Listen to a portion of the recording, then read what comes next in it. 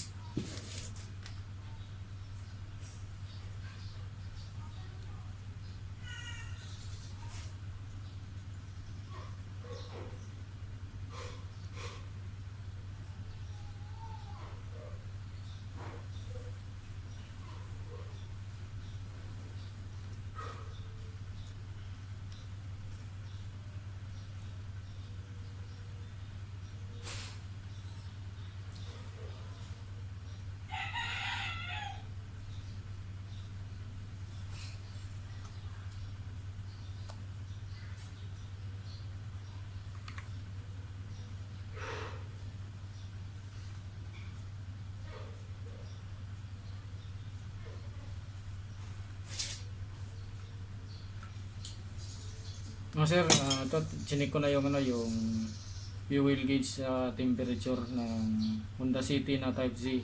Yan. Buo naman yung gauge mga sir, pati yung coil buo, yung mga resistor niya buo, saka yung diode dito sa temperature buo. Nakita ko dito mga sir yung loose contact lang to.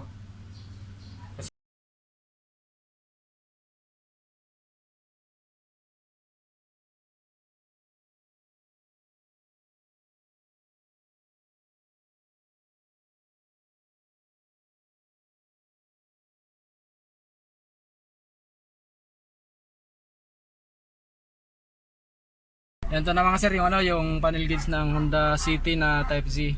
Yan. Ayos na yung ano, yung temperature at saka yung fuel gauge niya. Bali naputol lang pala mga sir yung ano, yung pinaka contact dun sa ground nung sa coil. Naputol yung pareho yung temperature at saka yung sa fuel. Putol, nasobrahan nata sa nasobrahan sa pihit ni sir yung nag-DIY siya. Nagpalit ng ilaw.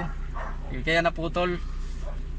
Chinik ko kasi yung mga harness, may mga supply naman tinis ko yung coil, yung pala yung sa ano, dun sa pinaka-contact dun sa rewind niya, ang papunta dun sa ground, yun yung naputol.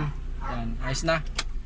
Hindi na siya nasagad sa high temp yung ano, yung temperature. Tapos yung ano, yung sa gas ni Sir Ryan, dyan na talaga yung gas na.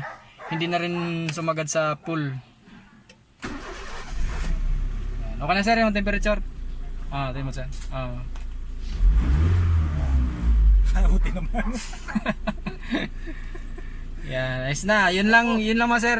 Wala naman akong pinalitang pesa. Bali, mahirap talaga mag-troubleshoot pag gano'n Malilito ka minsan. Akala mo, malaking problema na. Yung pala, kapiraso lang.